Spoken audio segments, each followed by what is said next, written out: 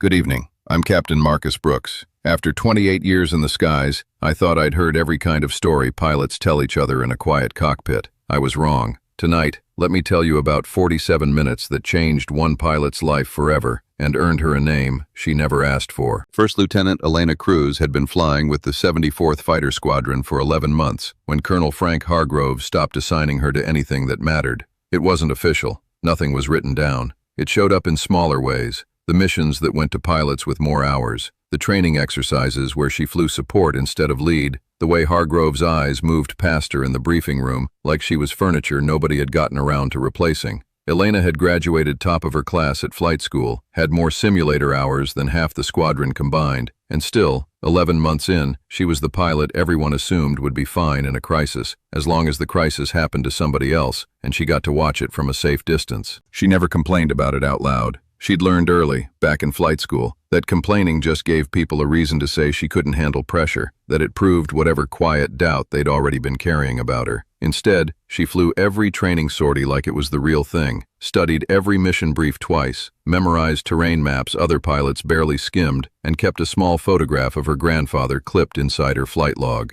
He'd flown transport planes in Vietnam, decades before she was born, and told her once, not long before he passed, that the sky doesn't care who you are, it only cares whether you're ready when it decides to test you. She'd carried that sentence with her through every check ride, every simulation, every long night studying threat corridors other people assumed she'd never actually fly. Captain Marcus Delgado, her flight lead, and the closest thing she had to an ally in the squadron, had pushed for her more than once, in briefings, in private conversations with Hargrove that never seemed to land the way he wanted them to. He'd flown with her enough to know what she could do under pressure, the kind of stillness she had in her hands when a simulation went sideways, the way she processed threats faster than pilots twice her experience without ever raising her voice on the radio. Hargrove wasn't convinced. He'd tell Delgado, off the record, over coffee in the ops room, that he didn't doubt her skill exactly. He doubted her judgment, that book-smart pilots sometimes froze the first time the stakes were real instead of simulated, that paper couldn't tell you what a person would do the first time real fire came back at them. Delgado thought that was an excuse dressed up as caution, a story Hargrove told himself to justify a decision he'd already made, for reasons that had nothing to do with her actual record. He never got the chance to say so to Hargrove's face. Before the night, everything changed. The call came in at 02:30. Routed through operations with a priority flag that woke half the base before the phones even finished their first ring. A four-man special operations team, callsign Anvil, had been inserted 2 nights earlier for a reconnaissance mission along a contested border region and had gone dark 11 hours ago after their extraction point was compromised by hostile forces moving faster than intelligence had predicted. Anvil was alive, pinned down in a ravine 12 miles inside hostile territory, with 1 man wounded and their radio running on a battery that wouldn't survive the night. They needed air cover to hold a corridor open long enough for a rescue helicopter to reach them, and whoever flew it would be going in alone, low and fast, through terrain thick with anti-aircraft positions that had already downed 2 aircraft that same year. Part 2. The call. The ready room filled fast. Pilots pulling on gear in the half-light, the air thick with the particular tension that comes when a mission stops being theoretical and starts being real people counting on you.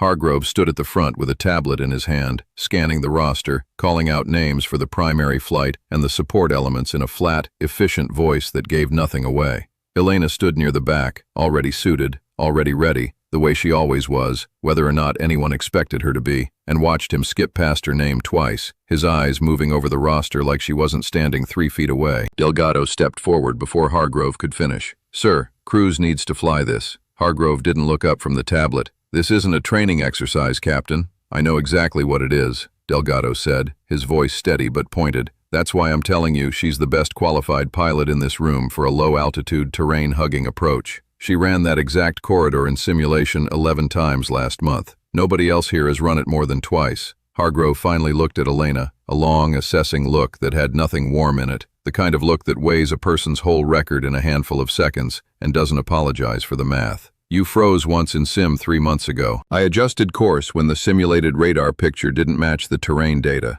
Elena said, keeping her voice level. The same voice she used when she wanted a fact to land without an argument attached to it. No defensiveness in it at all. "That wasn't freezing. That was catching an error before it got somebody killed. It's in the after-action report, sir, if you want to read it again. The room went quiet, other pilots pretending to check their own gear while listening closely. Hargrove held her gaze for a moment longer, weighing something Elena couldn't fully read, some private calculation that had nothing to do with her file and everything to do with whatever story he'd been telling himself for 11 months, then looked back down at the tablet. Your primary, Delgado, you're her wingman as far as the border, then you hold at the rally point. She goes in alone from there. Terrain's too tight for a two-ship low approach, and I'm not risking 2 aircraft on a corridor that narrow. It wasn't trust, not exactly. It was a lack of better options, and Elena understood the difference clearly enough not to mistake one for the other, not to let herself feel grateful for a decision made out of necessity rather than belief. She didn't need him to believe in her. She needed the corridor held open long enough for 4 men to make it home to their own families. 20 minutes later, she was in the cockpit, engines spinning up, the night outside the canopy black and starless, the kind of dark that swallowed the horizon whole and made the instrument panel the only real light in the world. She reached up out of habit and touched the small photograph clipped near her instrument panel, her grandfather in his flight suit, decades younger than she remembered him ever being, and she said the same thing she always said before a mission, quiet enough that no one else could hear it over the radio. Ready when the sky is. Part 3. Into the corridor. The flight to the border took 18 minutes. Delgado's aircraft a steady presence off her wing until the rally point, where he peeled away and held position, his voice coming through the radio one last time before she crossed the line alone. Corridor's yours, Reaper. Get them home. His voice carried none of the doubt Hargroves had in the briefing room, only the easy confidence of someone who'd already made up his mind about her long before tonight. It wasn't her call sign yet. It was just a word he'd said, half joke, half something else, meant to lighten a moment that had no lightness left in it, and neither of them thought about it again until much later, when it had already stuck to her like it had always belonged there. The terrain below her dropped into a series of ravines and low ridge lines, exactly like the simulation she'd run 11 times, except now the radar returns were real, the mountains were real, and somewhere in the darkness below her, 4 men were counting on a stranger they'd never met to keep hostile fire off their position long enough to survive the night. She flew low, hugging the contours of the land the way she'd trained herself to do, until it felt less like flying and more like reading a language written in stone and shadow. 6 minutes into the corridor, her threat display lit up amber, a mobile anti-aircraft position tracking her from a ridge to the east, exactly where intelligence had said nothing would be. Her pulse spiked, a single sharp jolt of adrenaline, and then her training took over the way it always had in simulation, only faster, sharper, more absolute than any drill had ever felt. She banked hard, dropped altitude to hug the terrain, and felt the aircraft shudder as she cut inside the radar's effective range before it could lock. Her hands stayed steady on the stick, her breathing stayed even, counted out in the same rhythm she'd practiced 100 times in a simulator chair that never once tried to kill her. For the first time in 11 months, she understood exactly what all those extra hours had actually been for, why she'd stayed late studying terrain other pilots barely glanced at. She reached the rally point above Anvil's position 9 minutes later, the ground team's beacon flickering weak but steady in her display, a small, stubborn pulse of light in an otherwise dark valley. She keyed her radio. Anvil, this is Reaper Flight. I have your position. Hold what you've got. I'm going to keep the sky clean above you. A voice came back through heavy static, exhausted, careful with words the way people get when every word costs energy they don't have to spare. Reaper, this is Anvil Lead. We copy. We've got hostiles moving on our east flank, maybe 200 meters out. Ross is stable, but he needs a real hospital, not a field dressing. He's not going to hold much longer out here. Copy that. Extraction bird is 15 minutes out. I'll keep you covered the whole way. For the next several minutes, Elena flew a tight racetrack pattern above the ravine, watching her threat display, watching the terrain, watching for any movement that matched hostile patterns. Her whole world narrowed down to the space between the men on the ground and whatever might be coming for them. Twice, she identified positions moving toward Anvil's flank and made low, fast passes that scattered them without a single shot fired, the aircraft's presence alone, screaming low across the ridgeline, enough to break their nerve in the dark and send them scrambling for cover instead of pressing forward. Then her display flagged something she hadn't trained for, something no simulation had ever prepared her to see. A cluster of heat signatures moving along a trail just north of the ravine, too many for a hostile patrol, too slow and irregular in their spacing to match any military movement pattern she'd ever studied. Part 4. The Choice. Elena brought the aircraft around for a second pass, slower this time, close enough to get a clearer read on her sensors without giving away her position to anything waiting below. The cluster resolved into something that made her stomach tighten in a way 6 years of training hadn't fully prepared her for. A family group, 6 or 7 people, moving away from a village that intelligence had marked as a possible hostile staging area, but moving in a way that looked nothing like combatants, low and huddled, children among them, the kind of movement people make when they're trying to get their family away from gunfire rather than toward it, the particular desperate shuffle of people carrying more than they can comfortably hold and running anyway. Her rules of engagement gave her latitude in a designated hostile zone. Nobody would have questioned a strike on unidentified movement near a marked staging area, not in the middle of an active extraction, with a squadron's worth of pressure riding on getting Anvil out alive, not with a wounded man bleeding in a ravine and a clock running down toward zero. For 3 long seconds, Elena held the aircraft steady and stared at the display, weighing a decision that no simulation had ever fully prepared her for, because simulations didn't carry the weight of a family that might be real, might be exactly what her sensors were telling her they were, small and huddled and running from the same danger everyone in that valley was running from that night. She keyed her radio instead of her weapons system. "Command, Reaper Flight. I have unidentified movement north of Anvil's position. Request immediate satellite confirmation before I take any action. Movement pattern doesn't match hostile signature." The seconds that followed felt longer than the whole flight in, each one stretching out while the cluster kept moving below her, unaware or uncaring that a decision about their lives was being made 40 feet above them in the dark. Command came back, clipped and urgent, the kind of voice that had 100 other things demanding its attention at the exact same moment. "Reaper, be advised, we don't have eyes on that position. Use your judgment." "Copy. Holding fire. Moving to protect the extraction corridor instead." She banked away from the cluster entirely, putting her aircraft between the family group and Anvil's position instead, close enough that if it had been a threat, she'd have had every tactical advantage, far enough that she wasn't going to risk killing people who might be nothing more than a family trying to survive a war they hadn't started and couldn't have stopped. It cost her nothing tactically. It cost her everything if she'd guessed wrong, and she knew it, and she made the call anyway, because 3 extra seconds of certainty was worth more to her than the margin of safety speed would have bought. Later, in the debrief, she'd struggled to explain exactly why it hadn't felt like a difficult decision in the moment.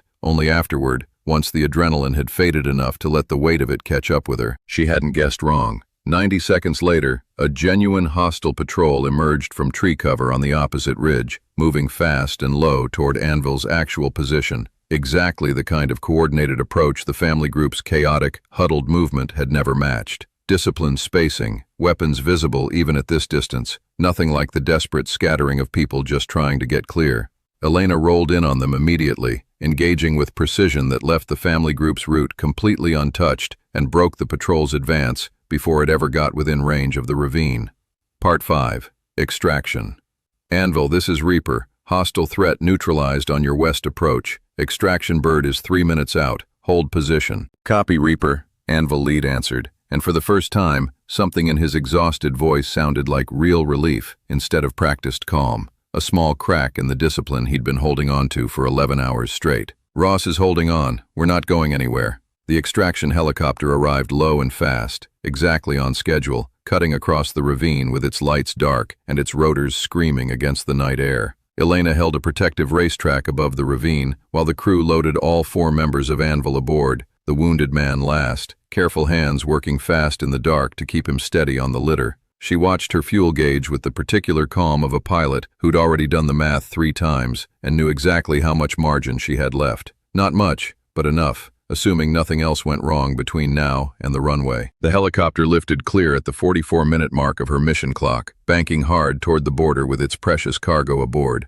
Elena escorted it the rest of the way, watching her threat display the entire time, refusing to let herself relax until the helicopter crossed into friendly airspace and Delgado's voice came back over the radio, waiting exactly where he'd said he would be, right at the rally point, right on time. "Reaper, this is Delgado. I have you on visual. Welcome home." 47 minutes after she'd crossed into hostile territory alone, Elena brought her aircraft down on the home runway, hands steady, even as the adrenaline began finally loosening its grip on her chest. Fuel warning light blinking on her dash, with barely enough left to taxi to the hangar under her own power. She sat in the cockpit for a moment after the engine spun down, not moving, letting everything she'd been holding back for the last hour finally drain out of her system, the way it always did after, all at once, leaving something hollow and shaking behind it, her hands trembling slightly, now that there was nothing left, demanding their steadiness. Part 6. The name. The ground crew met her on the tarmac, and behind them, the 4 men from Anvil, Ross on a stretcher but conscious, lifted one hand toward her canopy in a weak salute before the medics moved him toward the waiting ambulance, its lights washing red and white across the tarmac in the pre-dawn dark. Elena climbed down slowly, her legs less steady than she expected them to be after nearly an hour sitting still under that much sustained tension, and found Delgado waiting at the base of the ladder, his face carrying an expression she hadn't seen on him before, something close to relief mixed with something close to pride. "You held fire on that cluster," he said. It wasn't a question. Command had already relayed the full mission log by the time she'd touched down, every decision time-stamped and reviewed before she'd even climbed out of the cockpit. "I wasn't going to guess wrong on a family,"